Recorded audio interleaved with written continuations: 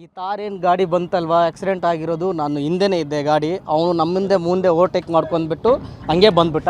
ಪಾಪ ಇಲ್ಲಿ ಆಟೋ ಮತ್ತು ಕೂಲಿ ಕಾರ್ಮಿಕರು ತೊಗೊಂಡು ಆಟೋ ಹೋಗ್ತಾ ಇರಬೇಕಾದ್ರೆ ಅವನು ಹೆವಿ ಸ್ಪೀಡ ಇದ್ದ ಅನಿಸುತ್ತೆ. 140 120 ಅಬೋವ್ ಇದ್ದಾನೆ ಕಾರು. ಅವನಿಗೆ ಕಂಟ್ರೋಲ್ ಆಗಿಲ್ಲ.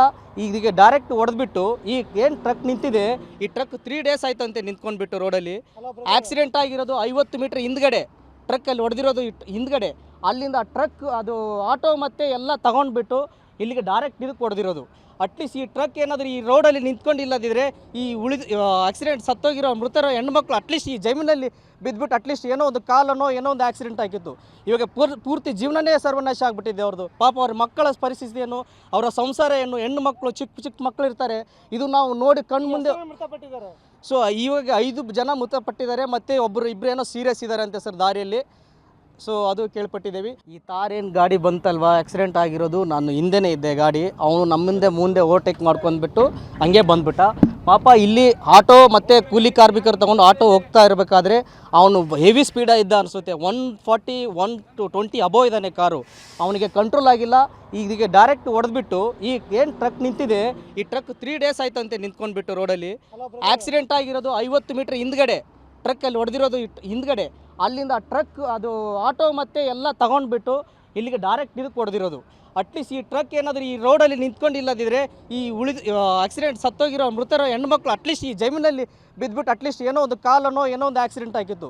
ಇವಾಗ ಪೂರ್ತಿ ಜೀವನನೇ ಸರ್ವನಾಶ ಆಗಿಬಿಟ್ಟಿದೆ ಅವ್ರದ್ದು. ಪಾಪ ಅವ್ರ ಮಕ್ಕಳ ಪರಿಸ್ಥಿತಿ ಏನು, ಅವರ ಸಂಸಾರ ಏನು, ಹೆಣ್ಣು ಮಕ್ಕಳು ಚಿಕ್ಕ ಮಕ್ಕಳು ಇರ್ತಾರೆ. ಇದು ನಾವು ನೋಡಿ ಕಣ್ಮುಂದೆ. ಸೊ ಇವಾಗ 5 ಜನ ಮೃತಪಟ್ಟಿದ್ದಾರೆ, ಮತ್ತು ಇಬ್ಬರು ಏನೋ ಸೀರಿಯಸ್ ಇದ್ದಾರೆ ಅಂತೆ ಸರ್ ದಾರಿಯಲ್ಲಿ.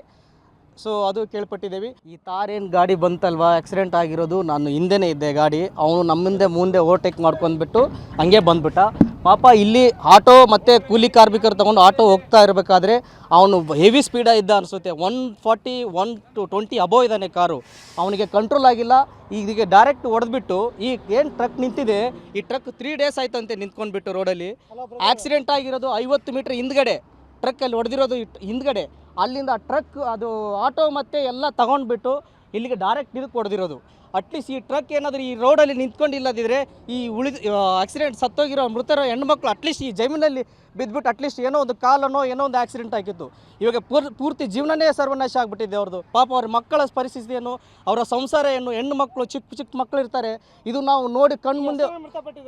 ಸೊ ಇವಾಗ 5 ಜನ ಮೃತಪಟ್ಟಿದ್ದಾರೆ, ಮತ್ತು ಇಬ್ಬರು ಏನೋ ಸೀರಿಯಸ್ ಇದ್ದಾರೆ ಅಂತೆ ಸರ್ ದಾರಿಯಲ್ಲಿ. ಸೊ ಅದು ಕೇಳ್ಪಟ್ಟಿದ್ದೇವೆ.